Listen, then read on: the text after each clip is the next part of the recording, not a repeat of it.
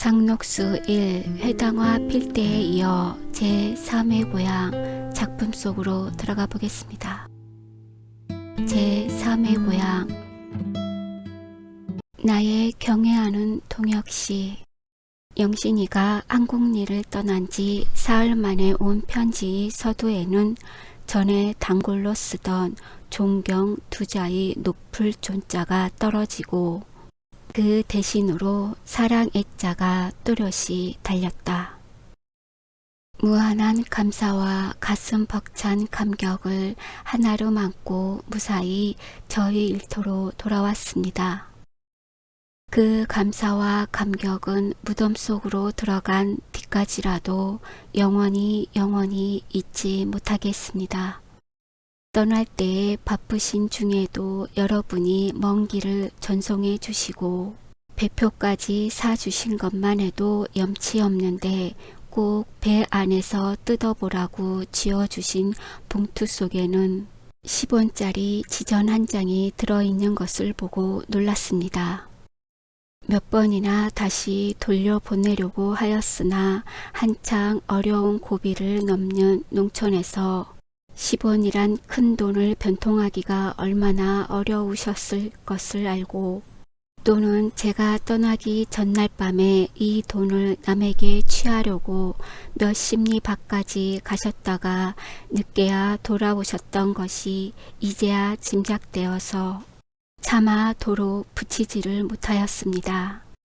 몸 보할 약이라도 한 재 지어 먹으라고 간곡히 부탁은 하셨지만 100원, 1000원보다도 더 많은 이 돈을 저 한 몸이 영양을 위해서는 쓸 수 없습니다.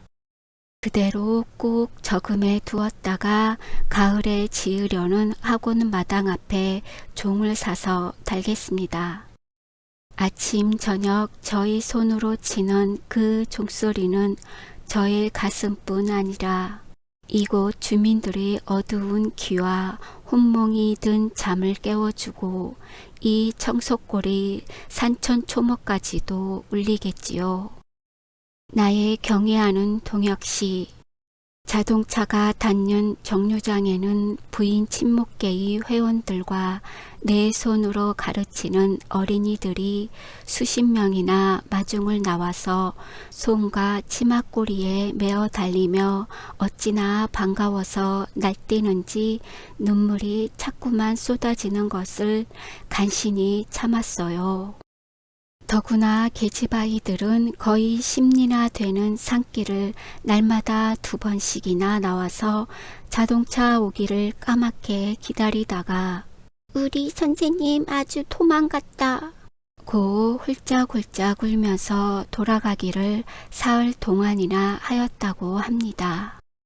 이 세상에서 어느 누가 그다지도 안타까이 저를 기다려줄 사람이 있겠습니까? 이 변변치 못한 채영신이를 그다지도 따뜻이 품어줄 고장이 이 세계의 어느 구석에 있겠습니까? 나의 경애하는 동혁씨. 이번 길에 저는 고향 하나를 더 얻었어요. 한국리는 저의 제3의 고향이 되고 말았어요. 저와 한평생 고락을 같이 하기로 굳게 맹세해 주신 당신이 계시고 씩씩한 조선의 일꾼들이 있고 친형과 같이 친절히 굴어주는 건배씨 부인과 동네의 아낙네들이 살고 있는 곳이 어째서 저의 고향이 아니겠습니까? 저는 새로 얻어서 첫정이 든 고향을 꿈에라도 잊지를 못하겠습니다. 그리고 저희 가슴에 피를 끓이던 그 애양가의 합창을 나의 가장 경애하는 동혁씨. 저는 행복합니다. 인제는 외롭지도 않습니다. 큰덕미 나루터의 커다란 바위덩이와 같이 변함이 없으실 당신의 사랑을 얻고 우리 발길이 뻗치는 곳마다 넷째, 다섯째 고향이 생길 터이니 당신이 곁에 앉았을 때만큼이나 제 마음이 든든합니다. 저의 가슴은 오직 하나님께 대한 감사와 기쁨으로 충만합니다. 그러나 그와 동시에 이 몸의 책임이 더 한층 무거워진 것을 깨닫습니다.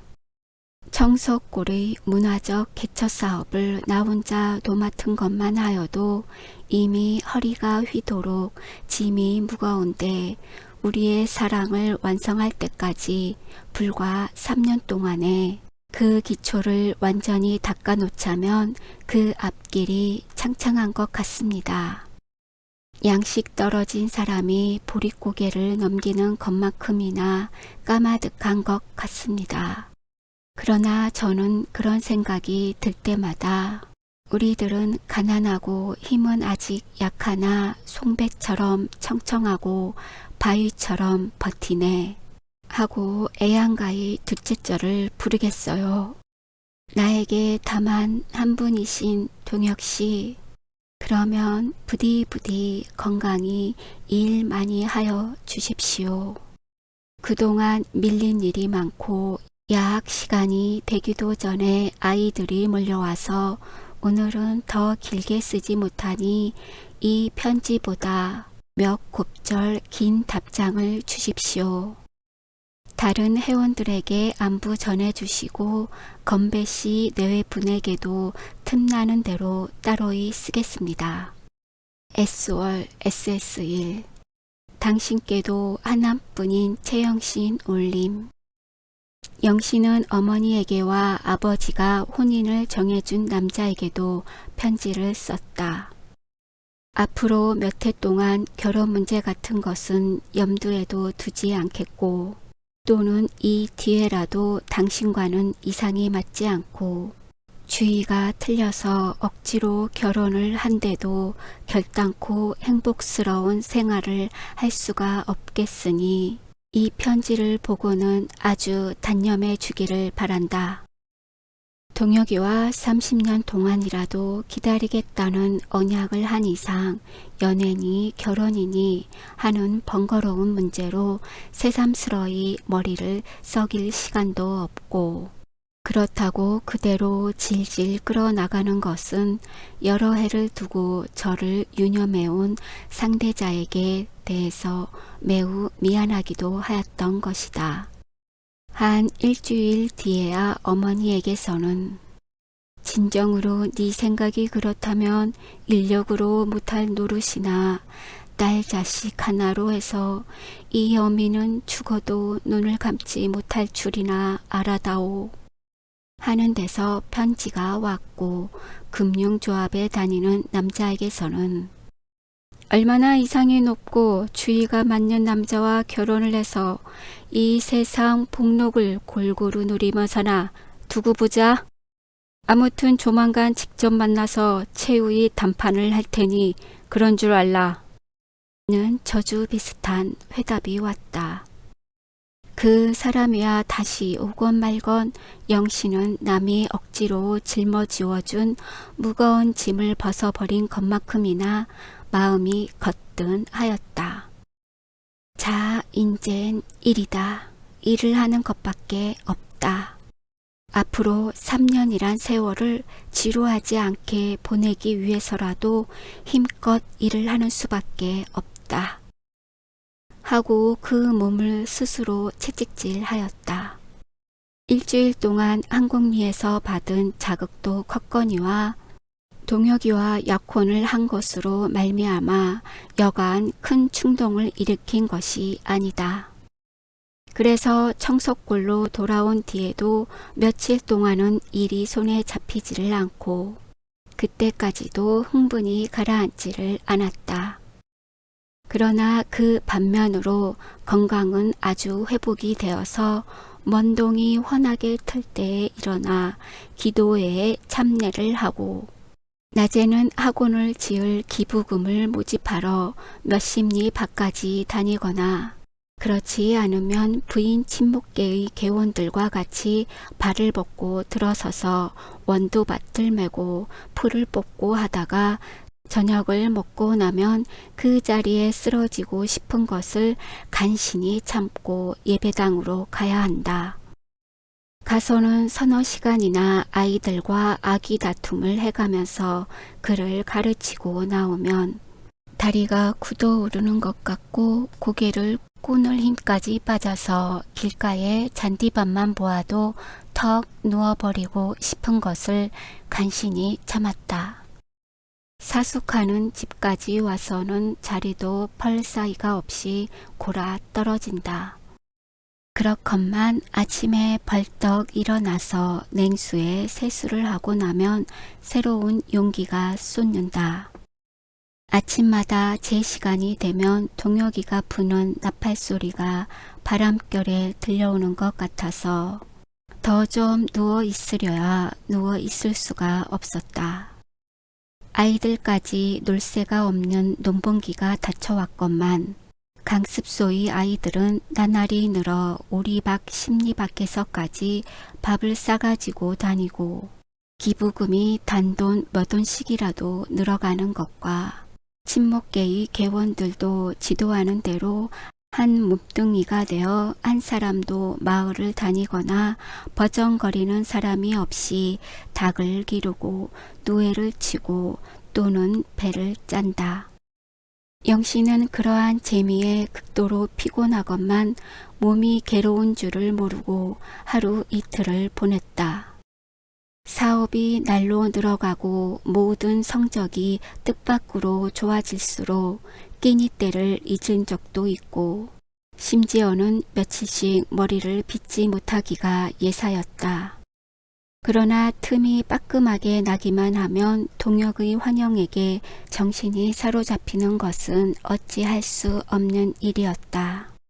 그 바닷가의 기울어가는 달밤, 모래 위에 그 육중한 몸뚱이를 몸부림치며 사랑을 고백하던 동혁이, 온 몸뚱이가 액체로 녹을 듯이 힘차게 끌어안던 두 팔의 힘, 숨이 턱턱 막히던 불같은 키스.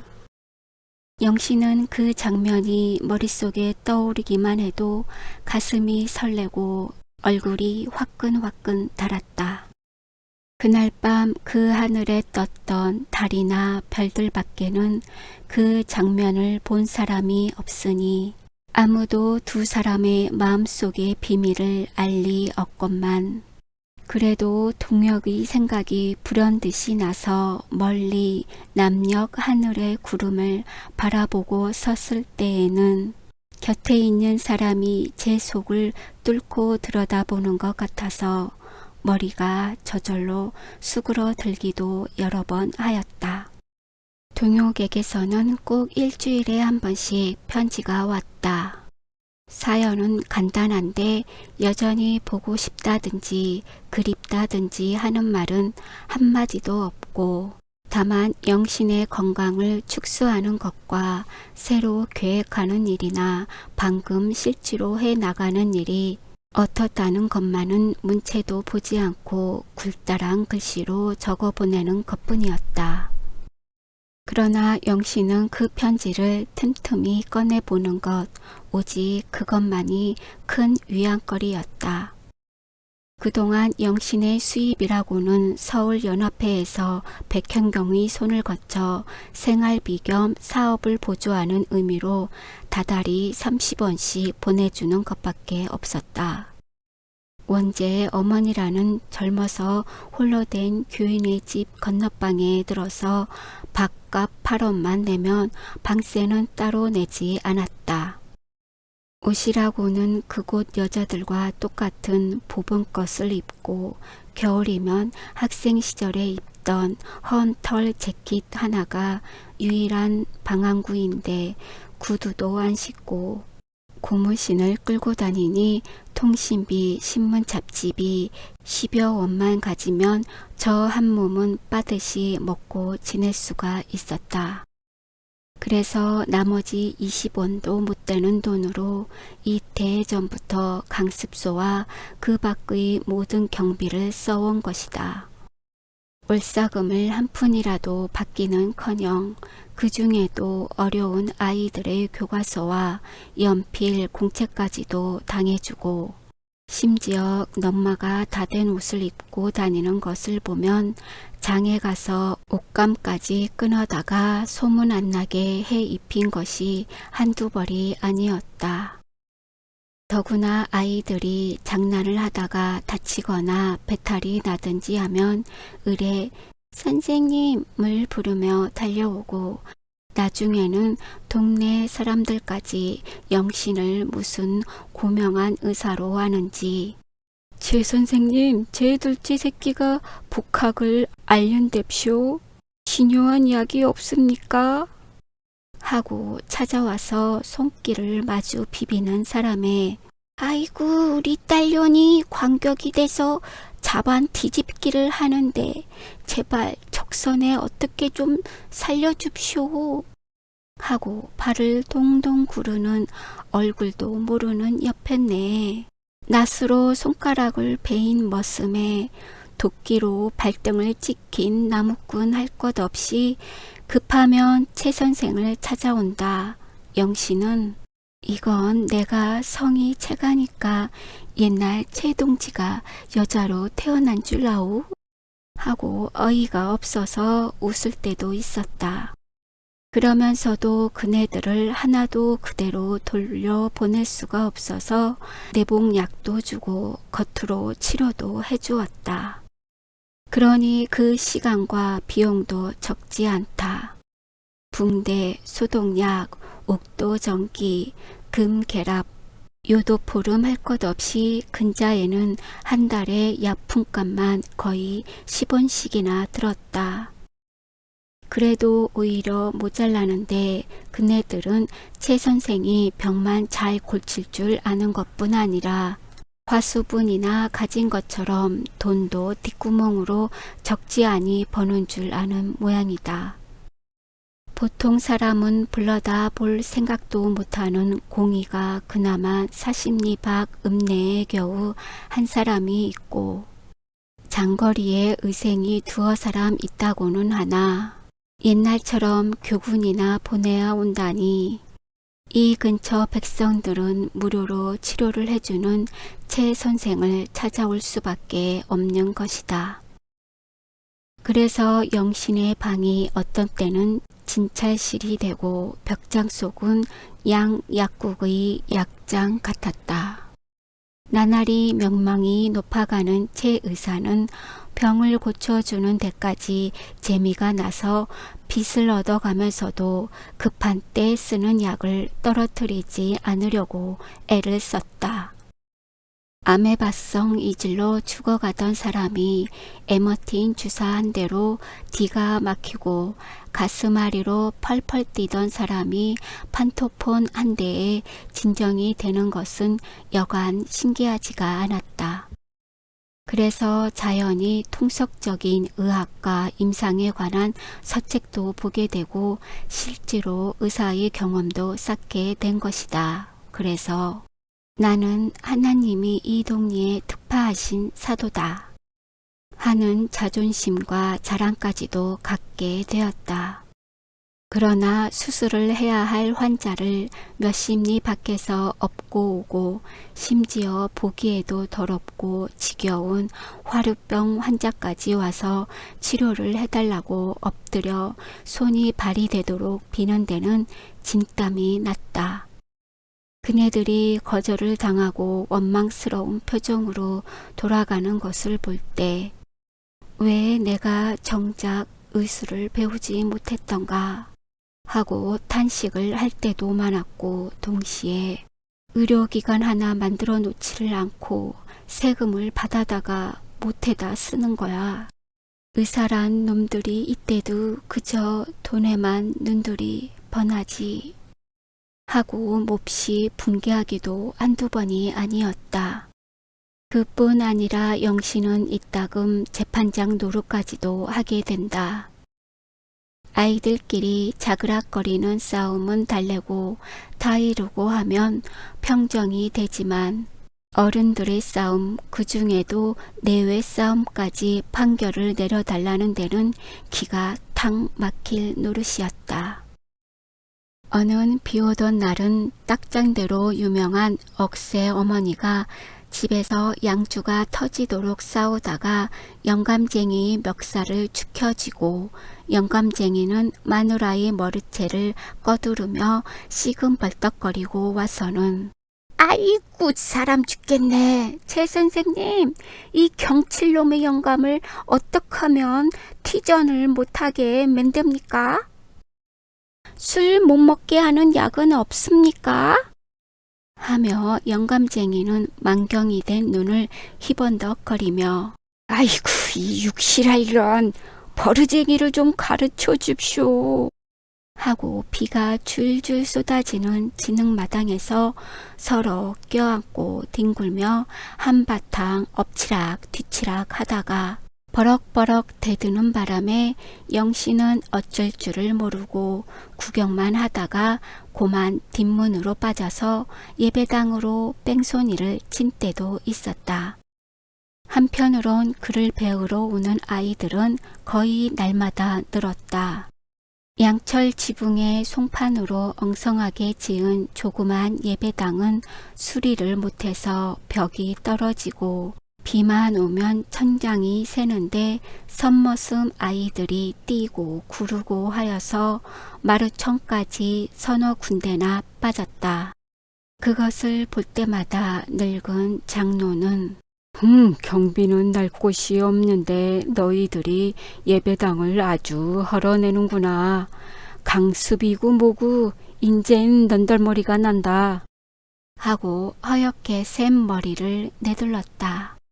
더구나 새로 글을 깨친 아이들이 어느 틈에 분필과 연필로 예배당 안팎에다가 괴발개발 글씨도 쓰고 지저분하게 환도 친다.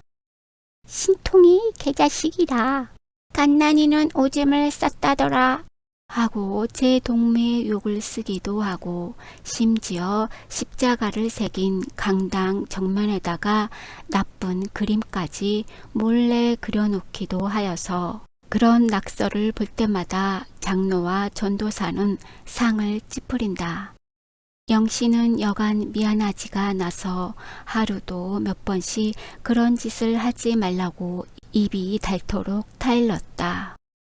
그러나 속으로는 제가 피땀을 흘리며 가르친 아이들이 하나 둘씩 글눈을 떠가는 것이 여간 대견치 않았다. 비록 나쁜 그림을 그리고 욕을 쓸 만정 그것이 여간 신통하지가 않아서 장로님 저희도 따로 집을 짓고 나갈 테니 올 가을 거정만 참아 줍시오 하고 몇 번이나 용서를 빌었다. 그러면 병덕스러운 장로는 대머리를 어루만지며 원 최 선생 별 말씀을 다 하는구려. 다 하나님의 뜻대로 되겠지요. 그게 좀 거룩한 사업이요. 하고 얼버무린다. 그럴수록 영신은 사글세 집에 들어있는 것만큼이나 불안스러워서 하루바삐 집을 짓고 나가려고 안 해보는 궁리가 없었다. 그러나 원체 가난한 동리인데다가 그나마 돈이 한창 마른 때라 기부금을 적어놓은 액수의 10분의 1도 거치지를 않고 친목 개원들이 춘잠을 쳐서 한 장치에 10서너 말씩이나 땄건만 구치금이 사뭇 떨어져서 예산한 금액까지 되려면 어림도 없다. 닭도 집집마다 계량식으로 쳤지만 모이를 사서 먹인 것과 레그홍 같은 서양 종자의 어미닭 값을 따지고 보면 계량값과 비교 떨어진다. 그러니 줄 잡아도 5,600원이나 들여야 할 학원을 지을 엄두가 나지를 않았다. 영신이가 하도 집을 짓지 못해서 성화를 하니까 다른 회원들은 급히 먹는 밥이 체한다우 우리 선생님도 성미가 퍽 급하셔 하고 위로하듯 하기도 한두 번이 아니었다. 그럴수록 아이들은 한꺼번에 5~6명 어떤 때는 연나무 명씩 부쩍부쩍 는다. 보통 학교가 시올이 밖이나 되는 곳에 있고 간이 학교라고 새로 생긴 것도 장터까지 가서야 있으니 배움에 목마른 아이들은 등잔불로 날아드는 나비처럼 청석골로만 모여들 수밖에 없는 형세다. 요새 들어온 아이들까지 합하면 거의 130여 명이나 된다. 그러나 장소가 좁다는 이유로 한 아이도 더 수용할 수 없다고 오는 아이를 쫓을 수는 없다. 아무나 오게 아무나 오게 하는 찬송가 구절을 입속으로 부르며 오냐 예배당이 터지도록 모여오너라. 여름만 되면 나무 그늘도 좋고 달밤이면 등불도 이롭다. 하고 들어오는 대로 받아서 그곳 보통학교를 졸업한 젊은 사람의 응원을 얻어 남자와 여자와 초급과 상급으로 반을 나누어 가르치기 시작하였다. 영신을 숭배하고 이를 도와주는 순진한 청년이 서너 명이나 되지만 그 중에도 주인집의 외아들인 원재는 영신의 말이라면 절대로 복종을 하는 신복이었다. 같은 집에 살기도 하지만 상급 학교에는 가지 못하는 처지라 틈틈이 영신에게서 중등 학과를 배우는 진실한 청년이다. 가뜩이나 후락한 예배당 안은 콩나물을 기르는 것처럼 아이들도 빽빽하다. 선생이 비비고 드나들 틈이 없을 만큼 꼭꼭 찼다. 아랫반에서 가자에 기획하며 각하고 낮자에 니은하며 난하고 하면서 다리도 못 뻗고 들어앉은 아이들은 고개를 반짝 들고 칠판을 쳐다보면서 제비 주둥이 같은 입을 일제히 벌렸다 오므렸다 한다. 그러면 윗반에서는 농민 독본을 펴놓고 잠자는 자 잠을 깨고 눈먼 자 눈을 떠라 부지런히 일을 하여 살 길을 닦아보세 하며 목청이 찢어져라고 선생의 임내를 낸다.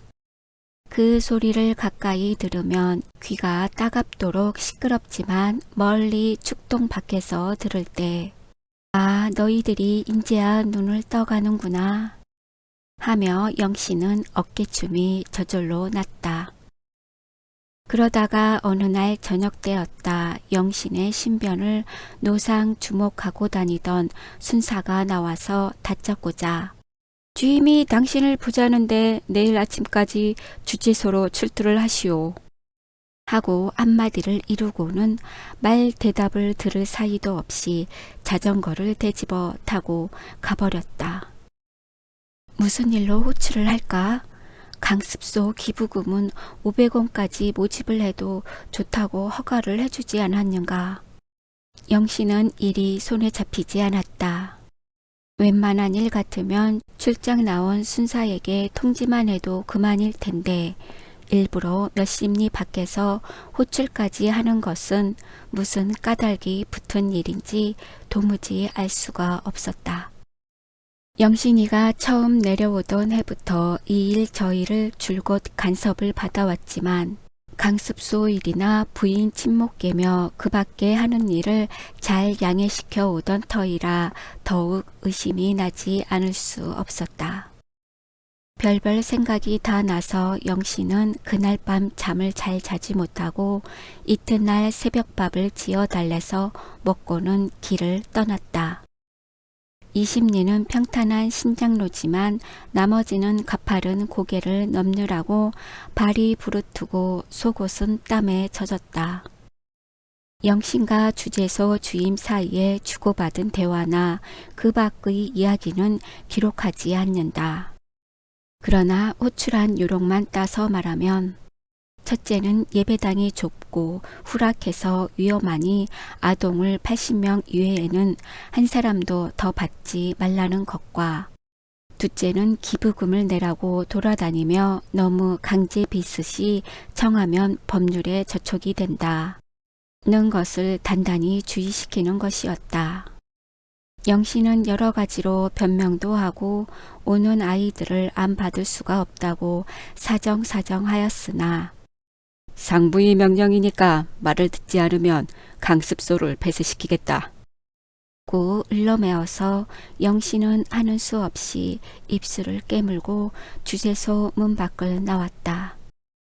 그는 아픈 다리를 간신히 끌고 돌아와서 저녁도 안 먹고 그날 밤을 꼬박이 새우다시피 하였다. 참자, 이보다 더한 것도 참아왔는데 이만한 일이야 참지 못하랴 하면서도 좀 더 시원하게 들이대지를 못하고 온 것이 종시 분하였다. 그러나 혈기를 참지 못하고 떠들었다가는 제한받는 수요의 아이들마저 가르치지 못하게 될 것을 생각하고 꿀꺽 참았던 것이다. 아무튼 어길 수 없는 명령임에 내일부터 130여 명 중에서 80명만 남기고 50명을 쫓아내야 한다. 난 못하겠다. 차라리 예배당 문에 못질을 하는 한이 있더라도 내 손으로 차마 그 노릇은 못하겠다. 하고 영신은 부르짖으며 방바닥에가 쓰러져 버렸다.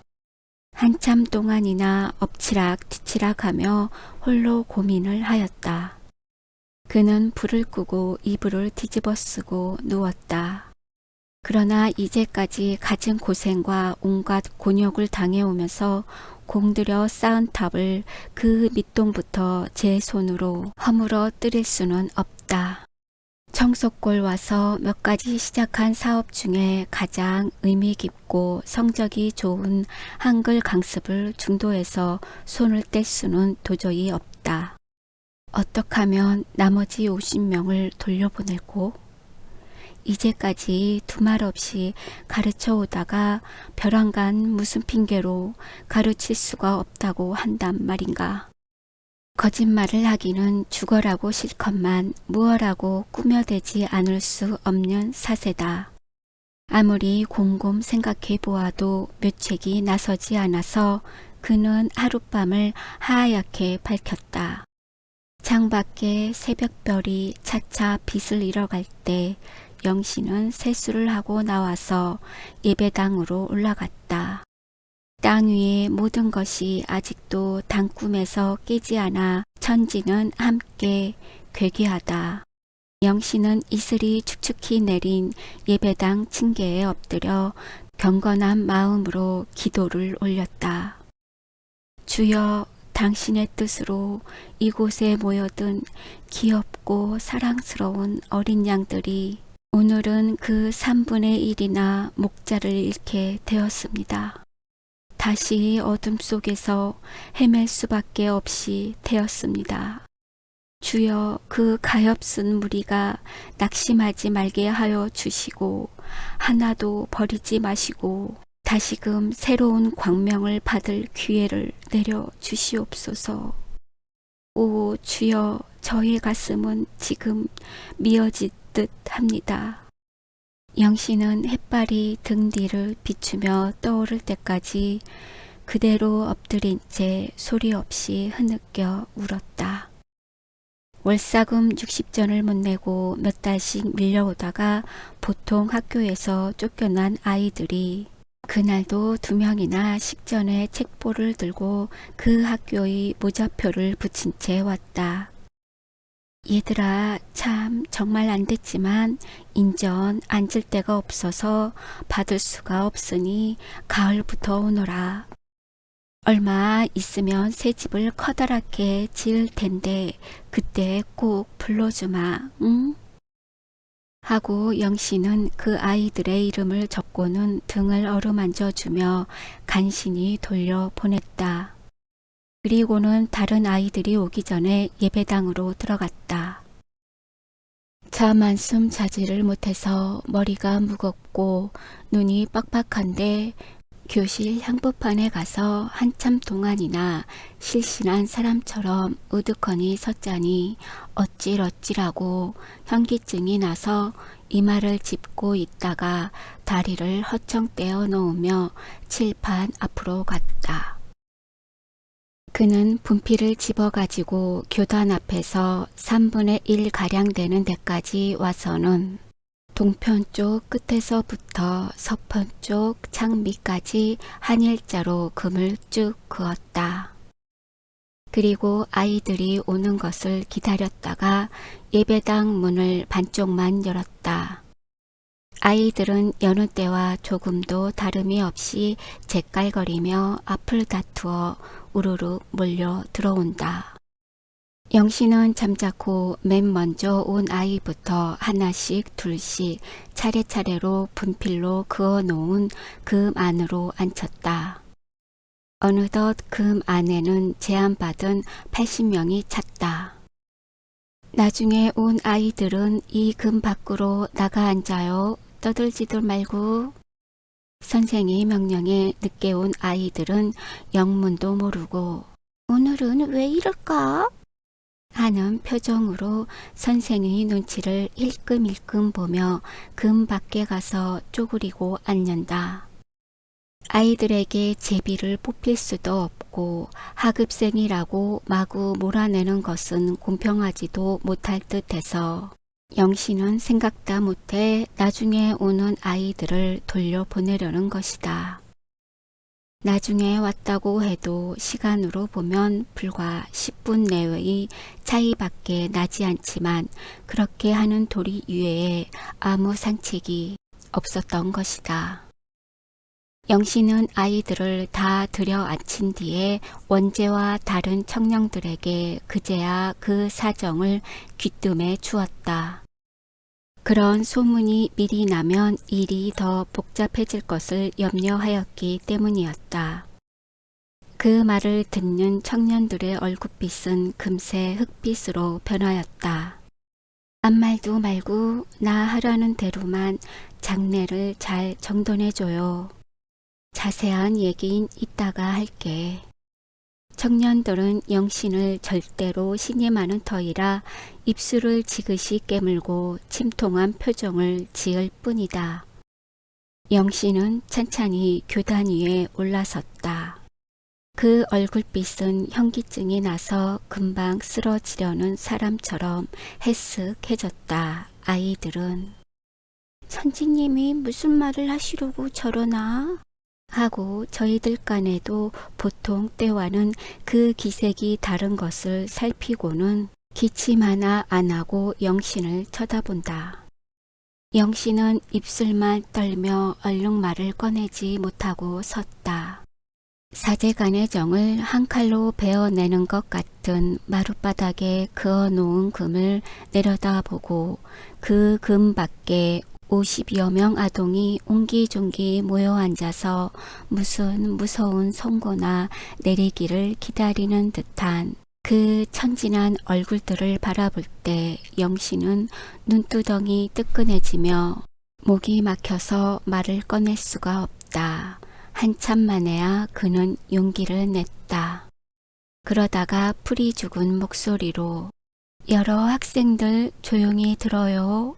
오늘은 선생님이 차마 하기 어려운 섭섭한 말을 할 텐데 하고 나서 다시 주저주저 하다가 저 금 밖에 앉은 아이들은 오늘부터 공부를 시킬 수가 없게 됐어요. 하였다. 청천의 병력은 무심한 어린이들의 머리 위에 떨어졌다.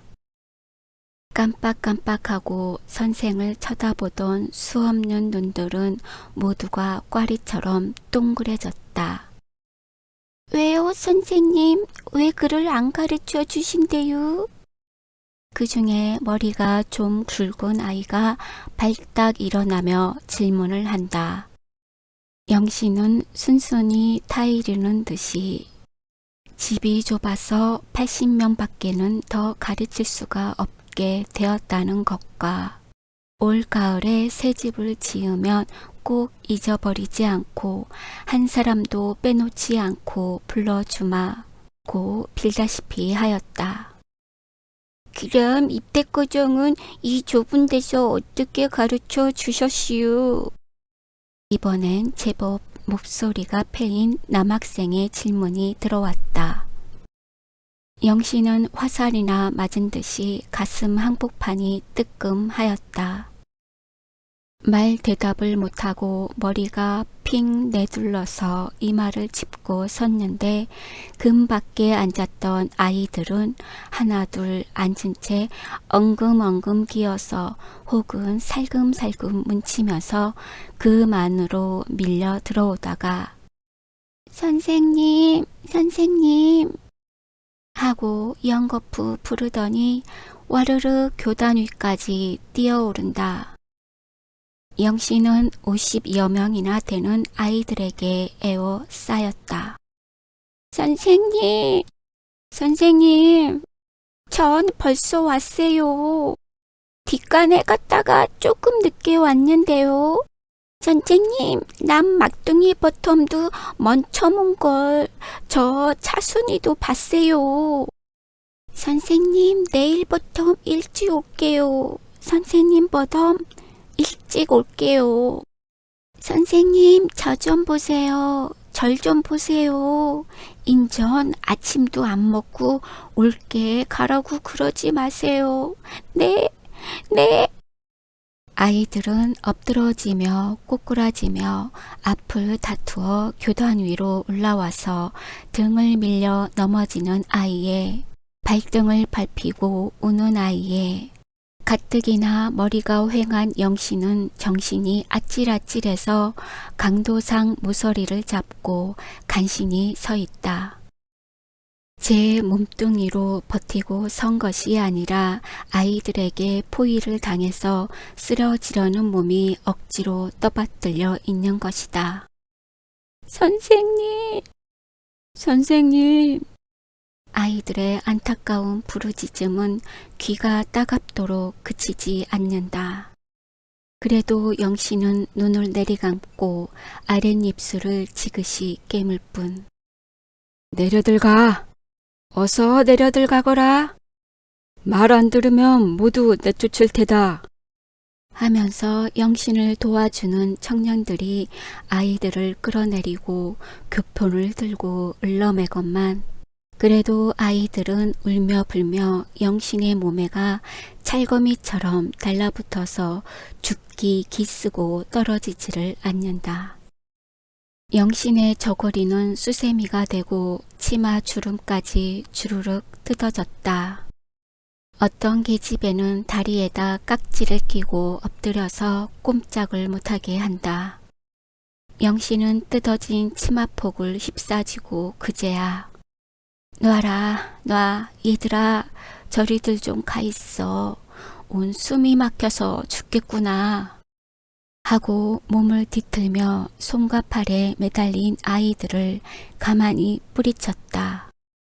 아이들은 한번 떨어졌다가도 혹시나 제가 빠질까 하고 다시 극성스레 달라붙는다.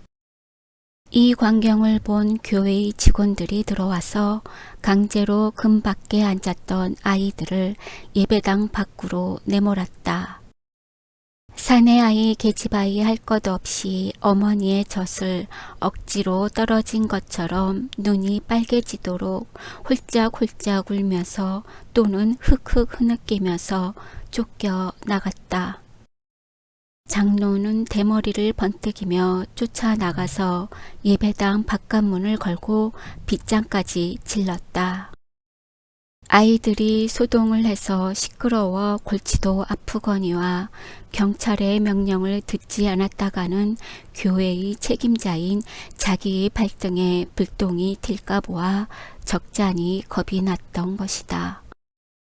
아이들의 등 뒤에서 이 전경을 바라보던 영신은 깨물었던 눈물이 주르륵 흘러내렸다. 영신은 그 눈물을 아이들에게 보이지 않으려고 소매로 얼굴을 가리며 돌아섰다. 한참이나 진정을 하고 나서는 저희들 간에도 동무들을 내쫓고 공부를 하게 된 것이 미안쩍은 듯이 머리를 떨어뜨리고 앉은 나머지 80명을 전동시켜 놓고 차마 내키지 않는 걸음걸이로 칠판 앞으로 갔다. 그는 새로운 과정을 가르칠 경황이 없어서 오늘은 우리 복습이나 하지 하고 교과서로 쓰는 농민 독본을 펴들었다. 아이들은 글자 모으는 법을 배운 것을 독본에 있는 대로 누구든지 학교로 오너라. 배우고야 무슨 일이든지 한다. 하고 풀이 죽은 목소리로 외기를 시작한다. 영씨는 그 생기 없는 아이들의 목소리가 듣기 싫은데 든 사람은 몰라도 난 사람은 안다고 이가 빠진 듯이 띄엄띄엄 벌려 앉은 교실 한 기퉁이가 훤한 것을 보지 않으려고 유리창 밖으로 눈을 돌렸다. 창밖을 내다보던 영씨는 다시금 콧마루가 시큰해졌다. 예배당을 두른 야트막한 담에는 쫓겨나간 아이들이 머리만 내밀고 쭉 매달려서 담안을 넘겨다보고 있지 않는가. 고목이 된 뽕나무 가지에 닥지닥지 열린 것은 틀림없는 사람의 열매다. 그 중에도 키가 작은 계집애들은 나무에도 기어오르지 못하고 땅바닥에가 주저앉아서 홀짝거리고 울기만 한다. 영씨는 창문을 말끔히 열어 젖혔다. 그리고 청년들과 함께 칠판을 떼어 담 밖에서도 볼 수 있는 창 앞턱에다가 버티어 놓고 아래와 같이 커다랗게 썼다. 누구든지 학교로 오너라. 배우고야 무슨 일이든지 한다. 나무에 오르고 담장에 매달린 아이들은 일제히 입을 열어 목구멍이 찢어져라고 그 독본의 구절을 바라다 보고 읽는다. 바락바락 지르는 그 소리는 글을 외는 것이 아니라 어찌 들으면 누구에게 발악을 하는 것 같다. 그러한 상태로 얼마 동안을 지냈다. 그래도 쫓겨나간 아이들은 날마다 제 시간에 와서 담을 넘겨다 보며 땅바닥에 엎드려 손가락이나 막대기로 글씨를 익히며 흩어질 줄 모른다. 주학과 야학으로 가르고는 싶으나 저녁에는 부인 야학이 있어서 번차례로 가르칠 수도 없었다. 집을 지어야겠다. 무슨 짓을 해서든지 하루바삐 학원을 짓고 나가야겠다. 영신의 결심은 나날이 굳어갔다. 그러나 그 결심만으로는 일이 되지 못하였다. 그는 원제와 교회 일을 보는 청년들에게 임시로 강습하는 일을 맡기고는 청석학원, 기성회, 회원, 방명부를 꾸며가지고 다시 돈을 청하러 나섰다. 집신의 사내처럼 간발을 하고는 오늘은 이 동리, 내일은 저 동리로 산을 넘고 농길을 헤매며 단 10전, 20전씩이라도 기부금을 모으러 다녔다. 푹푹 찌는 산복 중에 인가도 없는 심산 궁곡으로 헐떡거리며 돌아다니자면 목이 타는 듯이 조갈이 나는 때도 많았다. 논 기퉁이 웅덩이에 흥건히 고인 물을 손으로 떠서 마시기도 하고 어떤 때는 긴 해에 점심을 굶어 시장길을 이기지 못하고 더운 김이 후끈후끈 끼치는 풀밭에 행여 병자와 같이 쓰러져서 정신을 잃은 때도 있었다. 총가로 찾아 들어가면 보리밭 한 수리야 얻어 먹을 수가 없는 것은 아니건만 굶으면 굶었지 비런벙이처럼 밥 한 술 줍쇼 하기까지는 자존심이 허락을 하지 않았던 것이다. 그러다가는 저녁까지 굶고 눈이 하가마가 되어서 캄캄한 밤에 하늘의 별만 대중해서 방향을 잡고 오는 날도 건성드뭇하였다. 집에까지 죽기 기쓰고 기어들어와 턱 눕는 것을 보면 원재 어머니는 아이고 최 선생님 이러다가 큰 병이 나시겠구려. 사람이 성하구서야 학원 집으고 모시고 짓지. 온 가엾어라 아주 초죽음이 되셨구려. 하고 영신의 다리팔을 주물러 주고 더위를 먹었다고 영신환을 얻어다 먹이고 하였다. 그렇건만 기부금을 적은 명부를 펴보면 하루에 40전, 50전, 끼케야 2, 3원 밖에는 적히지를 않았다. 원재 어머니는 이태 동안이나 영신이와 한 집에서 살고 밥을 해주는 동안에 글을 깨치고 쉬운 한 문자까지도 알아보게 된 것이다. 그는 영신의 과마를 받아 교회의 권사 노릇까지 하게 되었고 영신이가 와서 발기한 부인 친목계의 서기 겸 회계까지 보게 되었다. 그래서 영신과 정도 들었거니와 그를 천사와 같이 숭앙하고 친절을 다하는 터이다.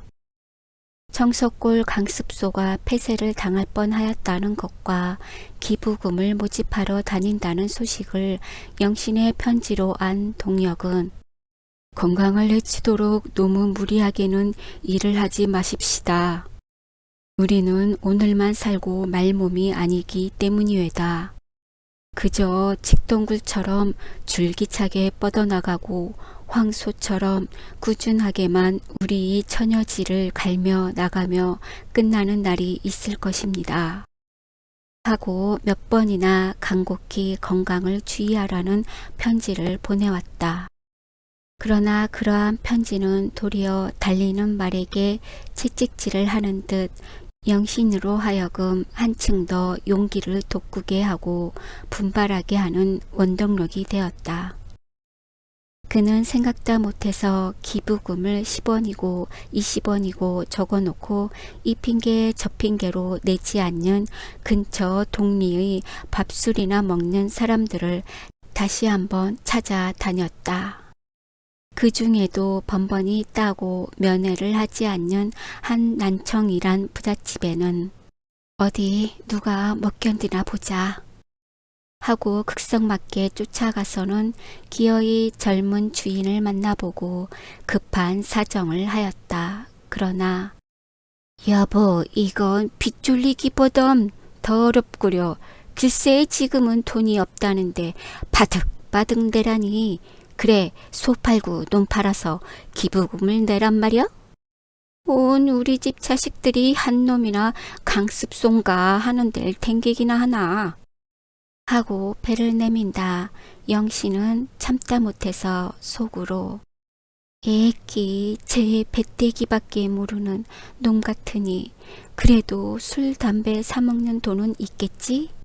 하고 사랑 마당에다가 침을 탁 뱉고 돌아선 때도 있었다. 이래저래 영신은 근처 동리의 소위 재산가 계급에서는 인심을 몹시 잃었다. 어디서 떠들어온 계집이 그 본세야. 기부금에 병풍 상성을 해서 쏘댕기니 원 나중엔 벽골을 다 보겠군. 하고 김먹는 욕을 먹었다. 그와 동시에 주재소에서는 주의를 시켰는데도 또 기부금을 강청한다고 다시 말썽을 부리게 되었다.